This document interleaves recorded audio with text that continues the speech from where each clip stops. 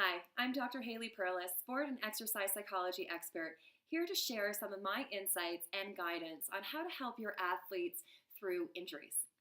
Now, injuries are tough when it comes to youth athletes because, well, at first, when you do get injured, it seems like you get a lot of attention. Everyone, all your teammates, all of your support system, they really call you and visit you in the hospital if you're there or visit you at home to offer you a lot of support, which is great. And then it dies down very quickly and it doesn't get any better. You end up being alone. Now, what we often do is we actually ask our other athletes, our healthy athletes, to support our injured athletes, right? Please make sure that you call, check in, text, see them on Facebook. And as a coach, too, the great thing for you to do is obviously to frequently keep up to date and keep in contact with your athlete. But I'm also going to recommend something different.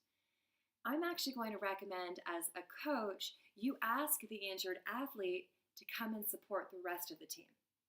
Because what will happen is when your injured athlete, when that athlete shows up, Facebooks, gets on text, whatever it may be, picks up the phone and calls their other athletes who are still participating in sport and engages with them in their participation, the more support they offer their teammates, the more support, authentic support, they're going to get in return.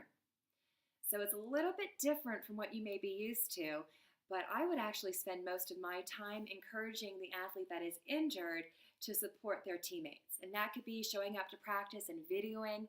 That could be, again, going on Facebook or getting on the phone or keeping in contact with those athletes and really getting out of their own injury for a moment in time and spending their focus or spending a little bit of time focusing on their athletes, teammates, and supporting them, and then they will receive the same support back.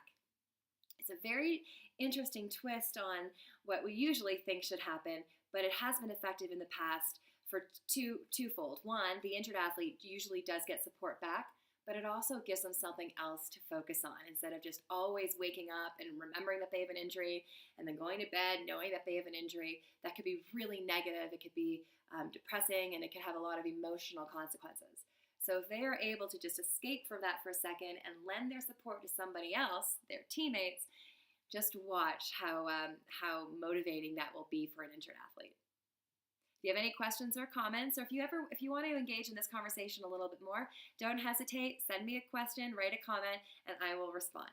Thanks so much. Have a great day, and I'll look forward to next time.